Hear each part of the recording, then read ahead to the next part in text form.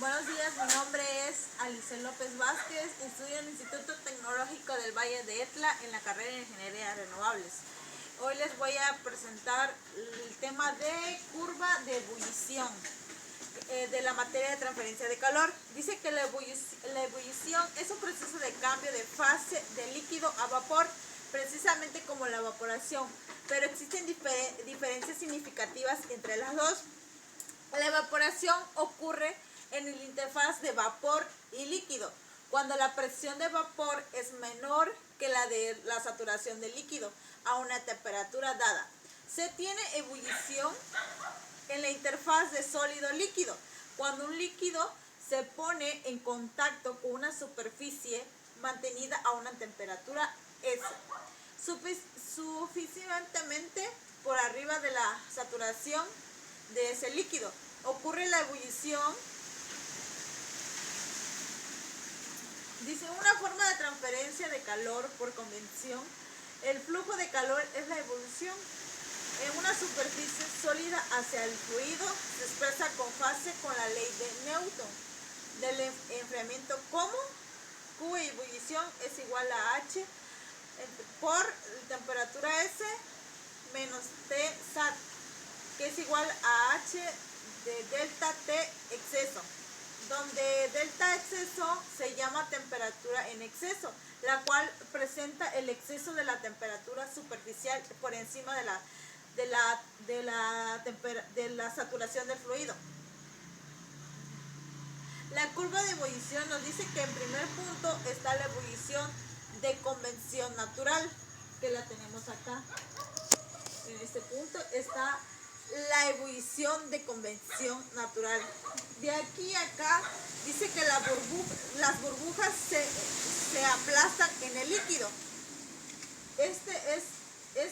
¿Dónde está el punto C? Dice que es el flujo máximo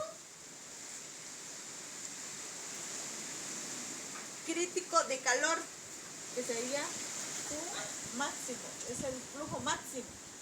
Y el flujo mínimo se encuentra en el punto D, que sería punto de Dayfront, que es el punto mínimo. Ok. Dice que la curva típica de ebullición para un agua a la presión de un atm.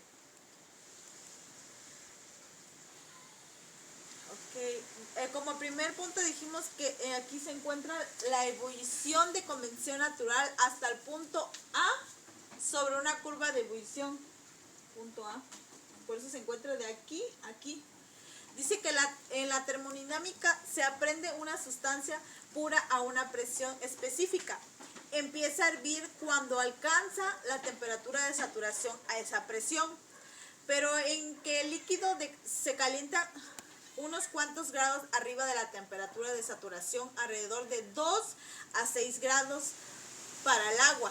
El segundo punto es la ebullición nuclear, que está entre el punto A y C. Está el punto de A a C. Dice que las primeras burbujas se mantienen a forma en el punto A, en la curva de ebullición, en varios sitios preferenciales sobre la superficie del calentamiento. Las burbujas se forman con rapidez cada vez mayor, en un número creciente del sitio de nucleación conforme nos movemos a lo largo de la curva de ebullición hasta el punto C. Dice que el régimen de ebullición nucleada se puede separar de dos regiones distintas. En la región AB se forman burbujas aisladas en varios sitios preferenciales de nucleación sobre la superficie calentada. Por esta se disipan en el líquido poco después de la separación de la superficie. En el espacio que deja vacío, las burbujas que suben lo llevan, el líquido se encuentra en la densidad de la superficie del calentador y el proceso se repite. Dice que en la región BC la temperatura del calentador se incrementa todavía más y las burbujas se forman a velocidad tan grande en un número tan de sitios de nucleación que forman numerosas columnas continuas de vapor en el líquido. Las burbujas se mueven a lo largo del camino hasta la superficie libre, en donde se revientan y liberan un contenido de vapor. Los grandes flujos de calor se pueden obtener en esta región son causados por el efecto combinado del arrastre del líquido y de la evaporación. El punto tercero, que se encuentra de aquí, del punto C al punto D, sobre la curva de ebullición, se llama ebullición de transmisión. Aquí nos dice que a medida que se incrementa la temperatura del calentador y por consiguiente la de delta temperatura exceso, más allá del punto C, el flujo del calor disminuye, como se muestra en nuestra curva de ebullición.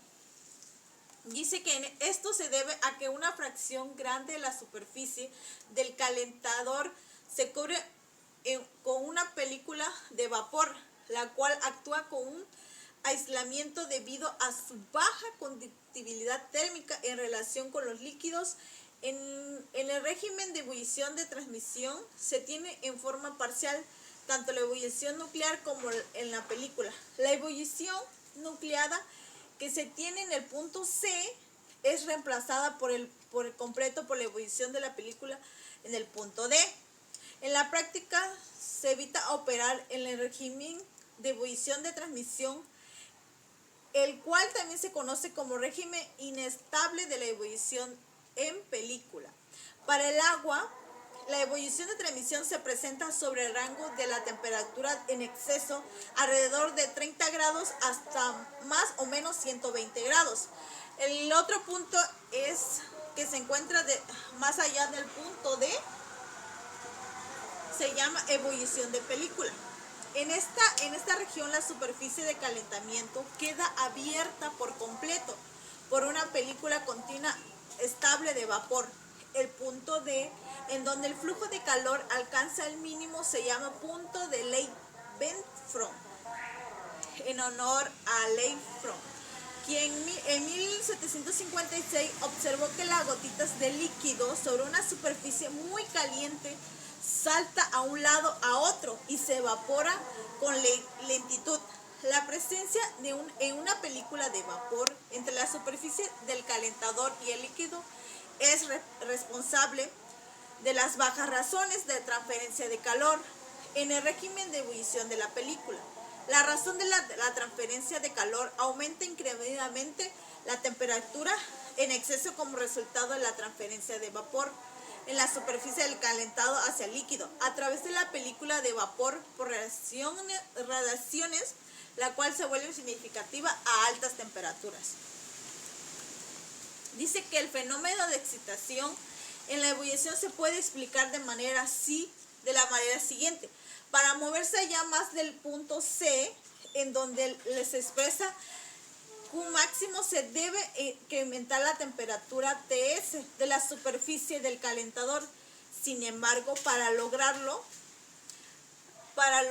se debe incrementar el flujo de calor, pero el fluido no se puede recibir esta energía incrementada precisamente más allá del punto C.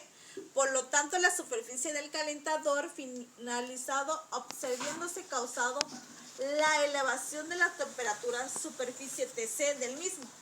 Pero a esta temperatura en exceso más de la alta del fluido puede recibir incluso menos energía, lo que hace que la temperatura superficial del calentador se eleve todavía más. Esto continúa hasta que la temperatura superficial alcanza un punto en el que ya no se eleva y el calor alimentado se puede transferir al fluido en forma estacionaria. En este punto, en el punto E, sobre la curva de ebullición, el cual corresponde a la temperatura superficial muy elevada. Por lo tanto, en cualquier intento de incrementar el flujo de calor más allá del punto máximo, hará que el punto de operación sobre la curva de ebullición salte en forma súbita del punto C al punto E. Sin embargo, la temperatura superficial que corresponde al punto E se encuentra más allá del punto de fusión de la mayor parte de la materia, de los cuales están hechos los calentadores y representan la fusión. Por lo tanto, en el punto C sobre la curva de ebullición también se conoce como el punto de fusión o crisis de ebullición, y el flujo de calor en este punto es el flujo de calor de fusión. Para dar a conocer cómo es el resultado de excitación, voy a elaborar otra gráfica.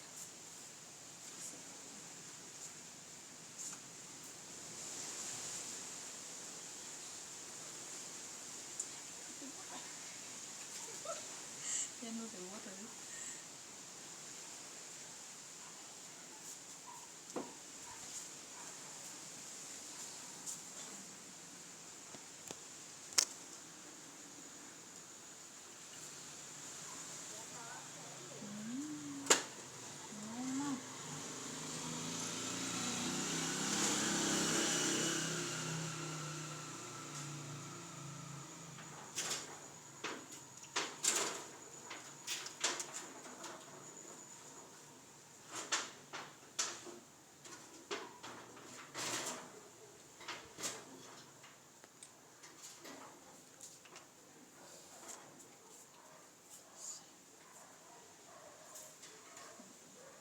Hablaremos, dice que un intento de incrementar el punto de calor de ebullición más allá del vapor crítico a menudo hace que la temperatura del elemento de calentamiento salte de manera repentina hasta un vapor que está por arriba del punto de fusión, lo que da como resultado la excitación, que sería que del punto 6 sería el punto máximo.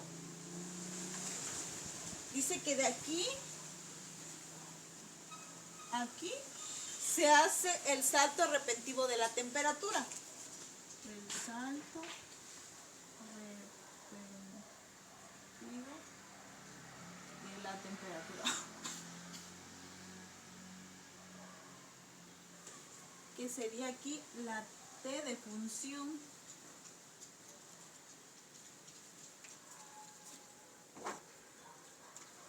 Con Q mínimo es igual a la constante.